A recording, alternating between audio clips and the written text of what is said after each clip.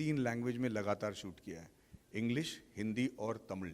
और इसको हमने 8 कंट्रीज़ में शूट किया है। हमारे सारे आर्टिस्ट हर लैंग्वेज बोलते थे और हमने लाइव साउंड शूट किया और 50 साल दिखाया है, जो आज तक किसी फिल्म में किसी ने नहीं किया हो। दूसरी बात, इस फिल्म में हमने जब किरदार निभाया तो हमने 29 साल की उम्र से लेकर 69 साल के 80 साल की उम्र तक के इंसान की मैंने वो दिखाई है, लुक दिखाई है। और इस लुक में हमने थोड़ा भी प्रोस्थेटिक नहीं यूज़ किया, यानी कि कोई चिपकाई हुई दाढ़ी नहीं, कोई विग नहीं, कोई वजन जो है पैडिंग की वजह से नहीं दिखाया गया, पतला दिखाने के लिए हमने ग्राफिक्स नहीं किए। 2.5 साल की रिसर्च किया था मैंने, अपना जबड़ा तोड़ाया था ताकि मेरे दांत नंबी नारायण साहब की तरह लगें।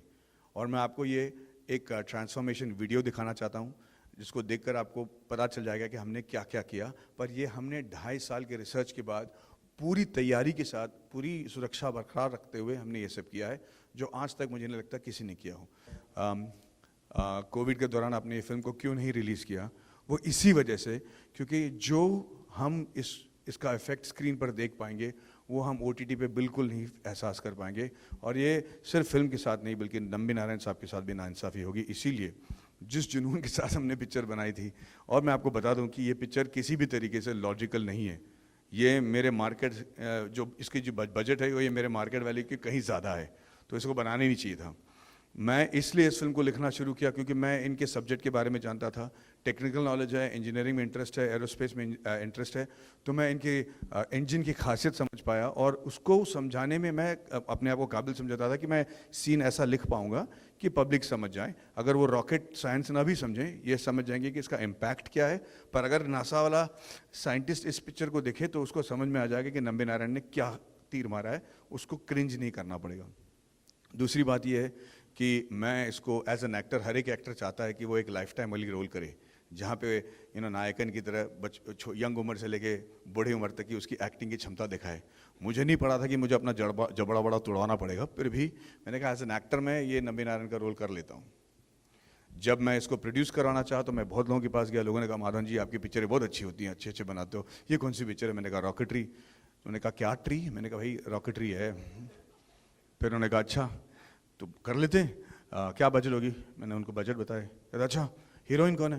मैंने कहा सर फिल्म में हीरोइन नहीं है। मैंने कहा अच्छा तो अलग कुछ बात होगी, इसमें फाइट्स कितने? मैंने कहा कोई फाइट नहीं है। कहते आप जेम्स बॉन्ड की फिल्म कह रहे हो लेकिन फाइट नहीं है। मैंने कहा फाइट नहीं है। फिर उन्होंने कहा कि गाने कितने हैं? मैंने कहा गाने नहीं है। फिर उन्होंने कहा कि प्रोड्यूसर नहीं है। मैंने कहा ठीक है मैं खुद ही प्रोड्यूस कर लेता हूँ। और मेरे साथ जो प्रोड्यूस करने के लिए आए मेरे दोस्त विजय मुलन, कहाँ है भाई विजय मुलन कहाँ है नहीं? अच्छा, मेरे जो प्रोड्यूसर मिस्टर विजय मुलन हैं और वर्गीस मुलन और 27th एंटरटेनमेंट, ये भी इस फिल्म में जब जुड़े हैं मुझे लगा कि ये मेरे लिए जुड़े हैं, लेकिन सच तो ये है कि ये नंबी नारायण साहब के इतने बड़े फ़ैन थे कि इन्होंने कहा कि ये पिक्चर बनाना और चाहे सर फूटे या माथा, ये पिक्चर हम पब्लिक को ज़रूर दिखाएंगे। तो वो जुड़ गए, तो पिक्चर के लिए हम रेडी हो गए। पर कतई इस फिल्म को मैं डायरेक्ट नहीं करने वाला था, क्योंकि डायरेक्ट करने के लिए जो क्षमता चाहिए वो मेरे में है ही नहीं, पेशेंट भी नहीं है।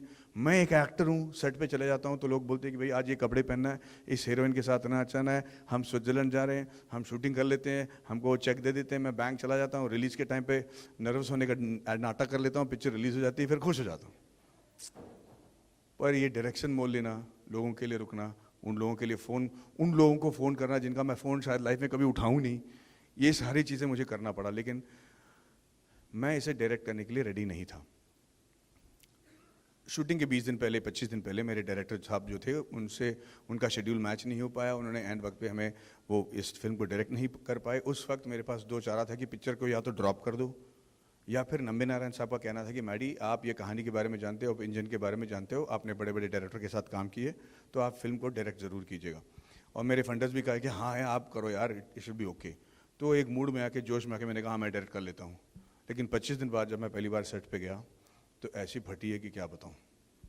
मतलब मेरे सामने एक ऐसा पहाड़ खड़ा था जिसका मैं शिखर नहीं देख पा रहा था, डरा हुआ था। मेरे दोस्त ने कहा यूएस से फ़ोन करके, पता नहीं क्यों उसने फ़ोन किया, लेकिन यूएस से फ़ोन करके उसने कहा कि मैडी यार तू सेट पे पहुंच चुका है, लोग रुके हुए हैं, तेरे सामने कैमरा है, एक शॉट ले ले, पहला शॉट तो ले ले, छोटा सा एक शॉट ले ले बस, फिर तय करना कि करना क्या है। मैंने कहा ठीक है। मैंने एक पहला शॉट लिया, फिर दूसरा शॉट लिया, और ऐसे शॉट लेते लेते आज मैं आपके सामने खड़ा हूँ। 1 जुलाई को पता चल जाएगा कि हमारा कौन कितने पानी में है, पर मुझे गर्व है कि मैंने वो पिक्चर बनाई है जो मैं बनाने निकला था। भले ही 6 साल लग गए हों इस सफ़र में, but the degree of separation between the originally conceived script and the story and the final product is the least, which is why we are very, very happy. And I take great pride in presenting to you the story of Dr. Nambi Narayanan.